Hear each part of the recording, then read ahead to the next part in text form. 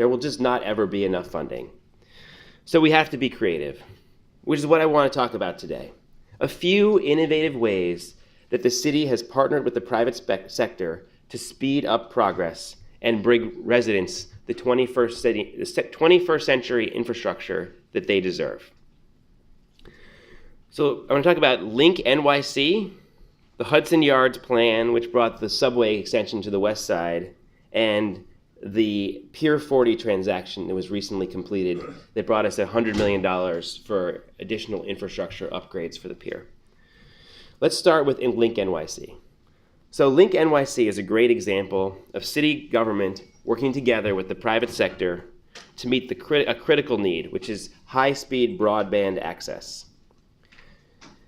These are kiosks located all over the city that bring free high-speed Wi-Fi to the public, and they were paid for and operated entirely by the private sector.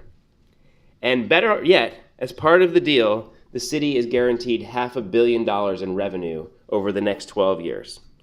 So that's an awfully good return on a $0 investment. And we're at Morgan Stanley. I think you can't even calculate an IRR on a $0 investment. Okay. So how was this idea born? We were well into the smartphone era, and we still had payphones all over the city. They were the targets of vandals. No one was using them, and it was just time to get modern. So we saw an opportunity. We put out a request for proposals to repurpose the payphone infrastructure with free Wi-Fi. The winner, CityBridge, was a consortium of 3 leading tech companies and provided this link model. CityBridge also came up with a way for the links to be revenue generating from ads displayed on their 55-inch HD screens.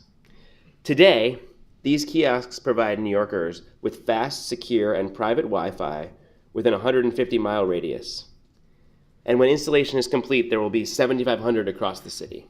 And as I mentioned, the city is going to make a minimum of $500 million from this investment. So I'm going to talk now for a moment about Hudson Yards. I'm sure a project many of you are familiar with. So when most people think about infrastructure, they don't think about broadband, at least not yet, but they do think about subways. In the case of Hudson Yards, which is the largest private real estate development in the country's history, the city wanted to expand the 7 line to the far west side, which has long been a transit desert. For decades, the massive rail yards that are located on the west side had prevented any development from rising in the neighborhood. Since this is Midtown Manhattan, one of the most expensive real estate markets in the world, it was clearly a missed opportunity. But in the early 2000s, the city decided to change this. It saw an opportunity for commercial and residential development to rise there and to pay for the expanded infrastructure. The city then embarked on one of the most ambitious real estate projects in history, creating 18 million square feet of commercial and residential space, more than 100 shops, a new public school, and a green space. And we harnessed the tax revenue from the development to pay for an extension of the 7 line, which was, by the way, completed in only 5 years. Pretty remarkable for a subway extension compared to the 2nd Avenue subway, which took 100. And when that new stop opened before the 2nd Avenue subway, it was the first new station in more than a quarter century. So now that the subway is complete and Hudson Yards is rising not too far from here, the area is generating more than enough revenue to pay back the bonds that were used to pay for the 7 line extension. So it's another example of where the city is going to get something that it wanted, which is an extension of infrastructure, Class A office space, and affordable housing, while probably making a little bit of money along the way. It's about the city playing the long game. The short-term payment that extended the 7 line will have an impact on the west side for generations, as will the incredible development at Hudson Yards. And finally, I want to talk about the transaction to save Pier 40, which is a crumbling 15-acre structure in Hudson River Park.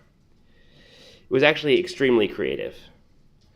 We sold the dilapidated pier's air rights across the street for $100 million to a joint venture between Atlas Capital Group and Westbrook Partners. These funds will go towards saving the former cargo pier, which today is at risk of falling in the Hudson River. So if you ever biked down the West Side Highway or played basketball at Chelsea Piers, I'm sure you've seen Pier 40 in all of its glory. It's a sinking 15-acre structure that looks really bad, and it's sitting inside Hudson River Park.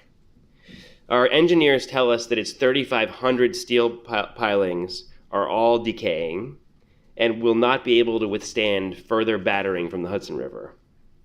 But it's also a valued community space, home to athletic fields that locals love, and Hudson River Park Trust has been losing over $1 million just keeping this in operation. This air rights sale will allow Atlas and Westbrook to build a large complex on the east side of the West Side Highway, right across the street at the St. John's Warehouse, which will include over 1,500 units of housing, hundreds of which will be affordable.